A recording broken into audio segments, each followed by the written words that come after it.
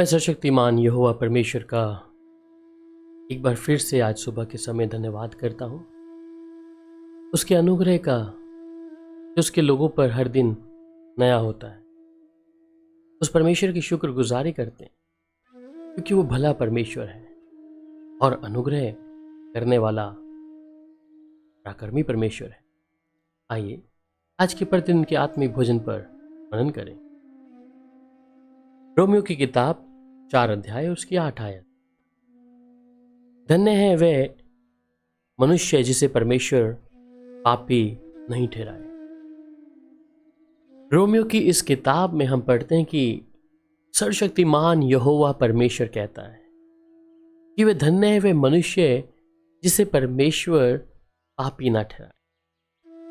अगर परमेश्वर आज मुझे और आपको पापी ठहराता है तो इसका मतलब है कि हमारे लिए स्वर्ग के तमाम वो रास्ते बंद हैं और हम पापी ठहरने के बाद परमेश्वर को कदापि देख भी नहीं पाएंगे और उस परमेश्वर की आवाज को भी हम सुन नहीं पाएंगे। बाइबल में भजनकार लिखता है, क्या ही धन्य है वह मनुष्य जिसके अधर्म का यहोवा लेखा ना ले और जिसकी आत्मा में कपट ना हो। जब भजनकार इस बात को लिखता है कि परमेश्वर जिनके अधर्म का लेखा ना ले वह व्यक्ति धन्य है। और बाइबल में बहुत बार कहा गया है धन्य है वह व्यक्ति, धन्य है वह मनुष्य। धन्य है क्या? धन्य जो परमेश्वर की मर्जी के मुताबिक अपने जीवन को बसर करते हैं, जो सर्वशक्तिमान यहोवा का कहना मानते हैं, उसके वचन के साथ निरंतर चलते हैं। इसलिए हम परमेश्वर का धन्यवाद करें कि आज अगर हमें परमेश्वर ने हमारे पापों से छुटकारा दिया है और परमेश्वर ने हमें स्वर्गीय स्थानों पर बिठा दिया, ये परमेश्वर की महान करुणा का कारण है। आज हम में से बहुत लोग हैं जो परमेश्वर के साथ चलना चाहते हैं, परंतु संसार के उस स्वभाव में जब वो जाते हैं, संसारिक मेलजोल, संसारिक बातें, संसारिक चाल चलन जब उन्हें चारों तरफ से घेरता है तो वो परमेश्वर के राज्य में और परमेश्वर की संगति में अपने आप को कोसों दूर पाते हैं। कारण कि उन्होंने परमेश्वर के वचन को ठट्टों में उड़ा दिया है। उन्होंने परमेश्वर की उस धार्मिकता को बहुत सस्ता जाना है। परंतु फिलेमोन की किताब 1 अध्याय उसकी 18 आयत में कहता है, और यदि उसने तेरी कुछ हानि की है या उस पर तेरा कुछ आता है तो मेरे नाम पर लिख ले। यहाँ फिलेमोन इस किताब में जब पढ़ते हैं, यदि उसने तेरी कुछ हानि की है और उस पर तेरा कुछ आता है तो मेरा नाम लिख ले। यहाँ पर इस फिलेमोन की किताब में जब हम पढ़ते हैं कि परमेश्वर चाहते हैं कि हम आज़ादी पाएं। परमेश्वर हम पर दोष लगाने नहीं आए। परमेश्वर का पुत्र यीशु मसीह में दोषी ठहराने भी नहीं आया। इसलिए वो मेरी और आपकी जगह पर अपने आप को रख दी।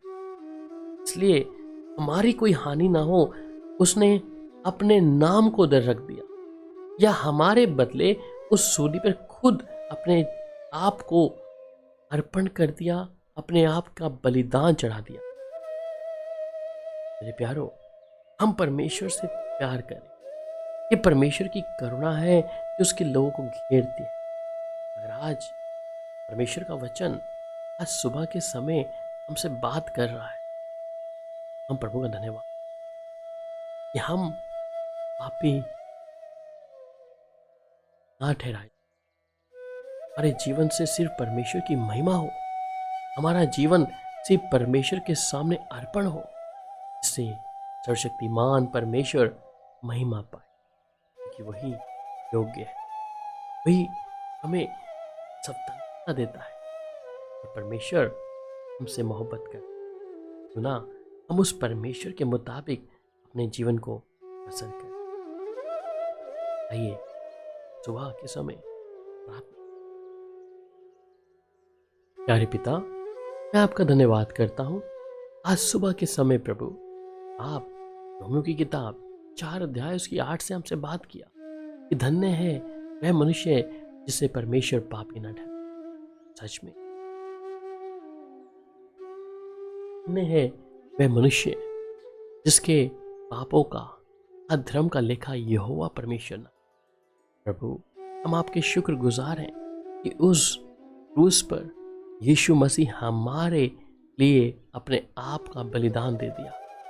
वो पहलौठा मेमना, उसने हम सब के लिए, हमारे पापों के लिए, हमारी बीमारी और रोगों के हर एक ऐसी चिंता और निराशाओं को उसने अपने सूली पर ले लिया। प्यारे पिता, हम आपका धन्यवाद करते हैं। हमारे साथ परमेश्वर ने पापियों जैसा व्यवहार नहीं किया, परंतु हमें नया जीवन दिया है। इसलिए हम उस परमेश्वर को धन्यवाद करें। और वो परमेश्वर जब हमें कहता है धन्य है वह मनुष्य, मैं प्रभु, हम भी आपके चरणों में आकर धन्यवाद का बलिदान चढ़ा, जिससे सर्वशक्तिमान परमेश्वर की महिमा हो और परमेश्वर महिमा पाए। प्यारे पिता, आपका धन्यवाद। आज सुबह हम सबसे बात करने के लिए, आज सुबह तड़के आपने हम सबसे अपने कलाम से बात किया। हम शुक्रगुजार हैं आपके। धन्यवाद पिता, अपना सुनने के लिए। यीशु मसीह के मधुर और मीठे नाम में आमीन। अब प्रभु यीशु मसीह की शांति आप सबके साथ हो। शालोम।